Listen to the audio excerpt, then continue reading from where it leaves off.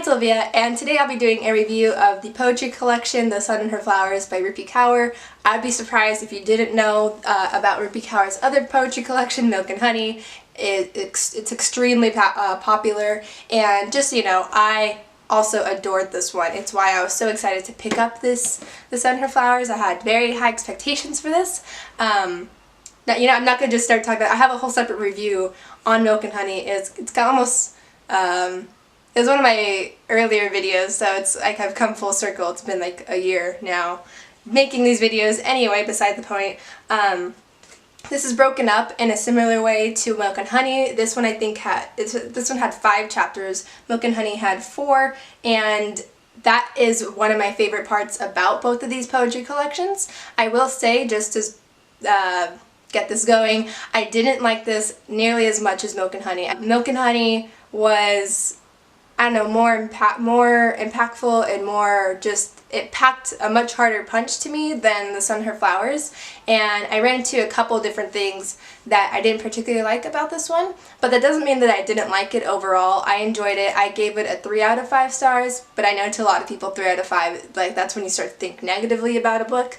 I enjoyed it. There was just things that I thought were lacking. I did start using the tags, like the tags, and you're probably thinking, like, how'd I give it a 3 out of 5 if I put all these in here? But I like, there's a lot of green. You'll notice the green is for just like random lines, not like the entire poem, just random lines that I liked. And then the orange ones are the ones that I like, the standouts to me, the really, really good poems that just kind of hit me. And it looks like there was 5 by the tabs, and I just, like, one of the more obvious reasons why I don't think I liked it as much as Milk and Honey is because I know that if I tabbed Milk and Honey, it would have had way more orange tabs, because there was, like, this was just filled with what I only found a few of in this one. The way she separates, like the way she structures her poetry, I really love it. This one is in the 5 chapters: wilting, falling, rooting, rising, and blooming.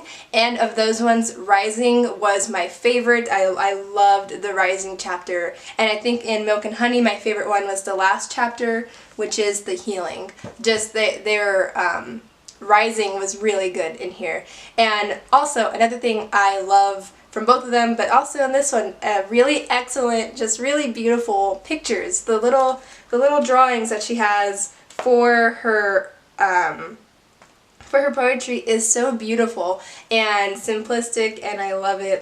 The yellow tabs are some of my favorite. This one is, I think, way more detailed than most of the other pictures, but I love this one. Of her mom. There is so, like, what is this? Which one was this? This one was in Rooting. Every time she was talking about her mother was really touching, honestly, and that was a beautiful picture. A few of the poems and lines that I liked, there's this one called What Love Looks Like, and it's kind of self-explanatory. It's her explaining what love looks like, but there's a particular part when she says, "That's when it hit me, and I realized how naive I had been to place an idea so beautiful on the image of a person, as if anybody on this entire earth could encompass all love represented, as if this emotion 7 billion people tremble for would look like a 5'11" medium-sized brown-skinned guy who likes eating frozen pizza for breakfast." I love that part. This next one I love so much. It says, this is turning into a poetry reading. "They did not tell me it would hurt like this. No one warned me about the heartbreak we experience with friends. Where are the albums, I thought? There were no songs sung for it. I could not find the ballads or read the books dedicated to writing the grief we fall into when friends leave. It is a type of heartache that does not hit you like a tsunami. It is a slow cancer. The kind that does not show up for months, has no visible signs, is an ache here, a headache there, but manageable. Cancer or tsunami, it all ends the same. A friend or a lover, a loss is a loss is a loss. The underrated heartache." And that's another thing that I mentioned I love in Milk and Honey, how it, like, the ending line can kind of be used as like the title of the poem. That was a beautiful one. I love that one so much, and I could keep doing that. Some of my favorite little lines, but I'm gonna go on to some of the negative. Since Milk and Honey came out, I've heard a lot about people who feel like Rupi Kaur like her poetry is fake or it's not real poetry, or a popular thing that people say is that it's like Tumblr poetry, not just like not real, not doesn't have any depth to it. And I always disagree with that. I felt like what she was writing was poetry.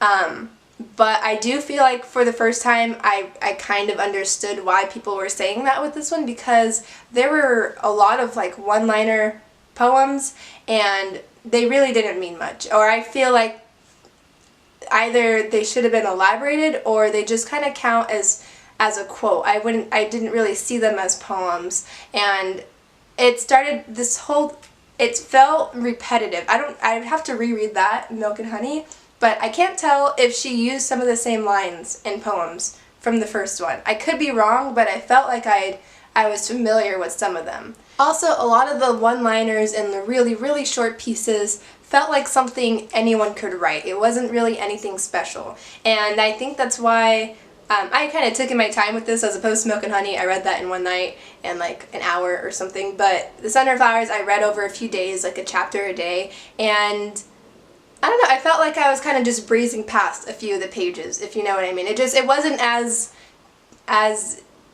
touching, aside from those few poems that I really liked. It just wasn't, I don't know.